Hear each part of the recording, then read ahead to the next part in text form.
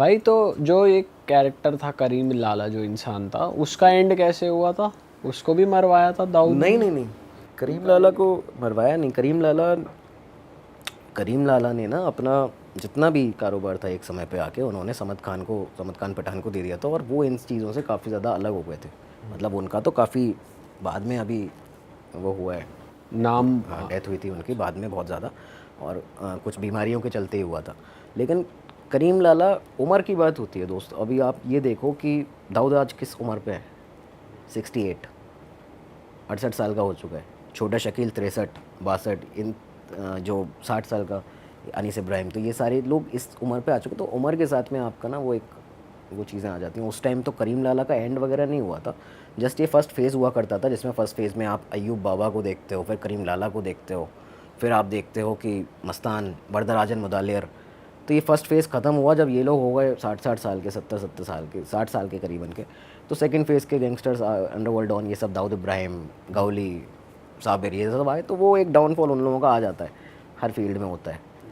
उठाए बंदा नीचे जाएगा, फिर दूसरा आएगा, फिर तीसरा आएगा। बट अभी अंडरवर्ल्ड इतना एक्टिव है अभी के टाइम पे, आप जो रिसर्च कर रहे हो या इस कुछ? टाइम पे जो एक चीज़ सामने आती है वो यही दिखता है। मतलब अभी इसको अपन बता सकते हैं, क्योंकि पुख्ता जानकारियाँ प्रॉपर उस पर नहीं आती हैं कि ऑफिशियली इन चीज़ों को पकड़ा गया है। लेकिन हाँ, ये बताया जाता है कि काफ़ी सारा मुंबई के अंदर जो स्क्रैप का जो काम है, मान लीजिए उसके टेंडर्स हो गए, बिल्डिंग्स को, रियल एस्टेट के अंदर जितने भी काम है, चाहे बिल्डिंग को तोड़ने से लेकर बनाने से लेकर स्क्रैप को, टेंडर्स जो होते हैं स्क्रैप के, उन सब में काफ़ी जगह अंडरवर्ल्ड का इसमें देखने को मिलता है।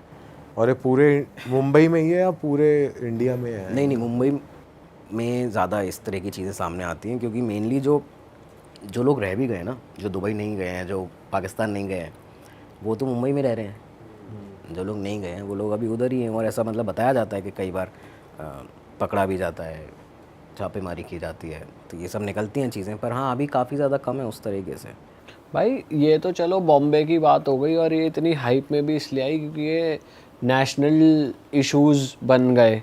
बट बहुत सारी आपने रिसर्च ऐसी भी करी होगी जो अपने यूपी साइड, दिल्ली साइड, ऐसे लोकल गैंग्स और गैंगस्टर्स होंगे जो। ये चीज़ मैं जब आपको शो के स्टार्टिंग में भी बोला ना, एपिसोड के, बॉलीवुड ने सेंसेशनलाइज ज़्यादा कर दिया। वरना आप ये देखो कि वो सेम टाइम था यार। आप देखो कि AK-47 पहली बार कहाँ, मतलब किस तरह से इन्होंने यूज़ किया। सबसे पहली बार ये आपका श्री प्रकाश शुक्ला ने किया यूपी में। एक बहुत बड़ा गैंगस्टर हुआ करता था श्री प्रकाश शुक्ला, वो AK-47 लेके चलता था, मार देता था लोगों को। पुलिस में जो उसका खौफ, अरे वो ऐसा गैंगस्टर था, उसने CM की सुपारी ले ली थी। जिसके चक्कर में ATS यूपी हाँ बनी हाँ, थी शायद। STF स्पेशल टास्क फोर्स पहली बार बनाई गई, ऐसा कहा जाता है। लेकिन मुझे एक दूसरी रिसर्च से पता चला कि वीरप्पन जो था, एक मूंछों के लिए काफ़ी फेमस था, तो वीरप्पन जो था, वीरप्पन के एनकाउंटर के लिए सबसे पहली बार वहाँ पे STF को जस्ट 1 साल पहले उसका एनकाउंटर हुआ है, वहाँ पे बनाया गया था। ये STF यूपी की पहली STF या इस रीजन की, इस तरह से आता है। खैर वो बड़ा डिबेट का विषय। मैं भी सोच रहा हूँ कि कई बार मतलब कभी किसी से सामना हो तो मैं उनसे पूछ लूँ कि मतलब पहली बार बट ये क्रिमिनल्स भी as big as Bombay criminals ही थे। यहाँ भी गैंग वॉर्स काफ़ी पूरे इंडिया में ही चल रही होंगी। नहीं, वही चीज़ है कि यार गैंग तो यहाँ पे काफ़ी सारे थे पूर्वांचल में। आप आज की डेट में, आज तो जैसे मूवीज़ हमने देखते हैं ना, मिर्ज़ापुर देखा आज है। हम मूवीज़ देखते हैं कि वो जौनपुर, मिर्ज़ापुर, आपका गोंडा, ठीक है, प्रतापगढ़।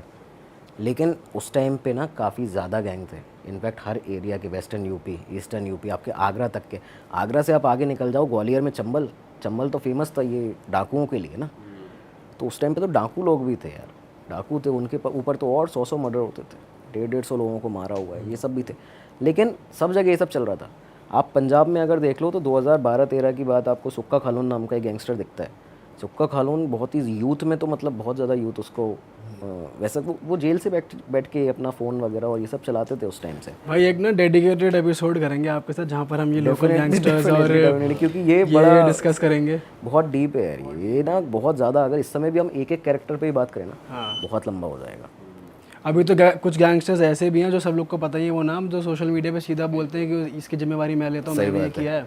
इस टाइम पे तो मैं ये मानता हूँ, पता है कि जैसे बॉलीवुड ने उस टाइम पे उठाया, अभी इस टाइम सोशल मीडिया ने भी वही सेम चीज़, शायद सोशल मीडिया पे वो चीज़ हो रही है कि जो गैंगस्टर्स हैं वो फ़ोन चलाते हैं वहाँ से, जेल से, और उसके बाद पोस्ट कर देते हैं, बताते हैं कि ये हमारा था, ये हमारा काम था, और काफ़ी एक्टिवली ये लोग काम इस समय कर रहे हैं। मुझे लगता है कि इस टाइम पे मतलब बहुत ज़्यादा पुलिस को और ये सारी चीज़ें इन लोगों को देखनी चाहिए, बहुत तेज़ी से बढ़ रहा है।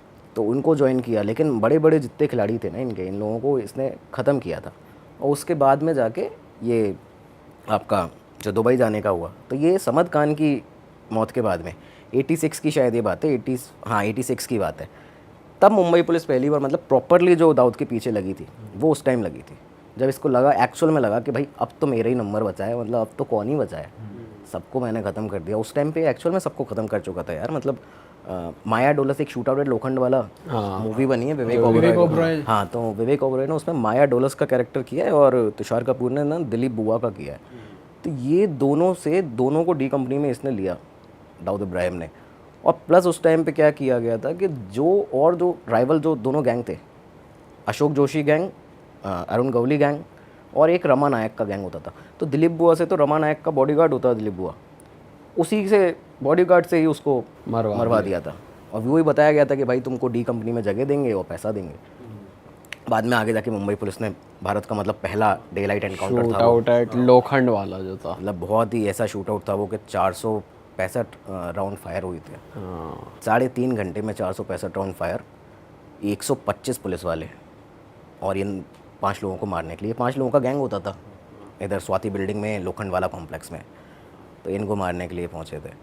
लेकिन उसमें भी ना, उसमें खैर वो बहुत लंबा हो जाएगा। कोई ऐसी चीज़ है जो मूवी में नहीं दिखी या मूवी में यार ये नहीं देखा, मैं बताता हूँ आपको। मूवी में, हाँ ये बड़ा सही पूछा आपने, मूवी में ना एक चीज़ नहीं देखी। 5 लोगों को मारने पहुंचे थे, बॉडीज रिकवर हुई थी 7।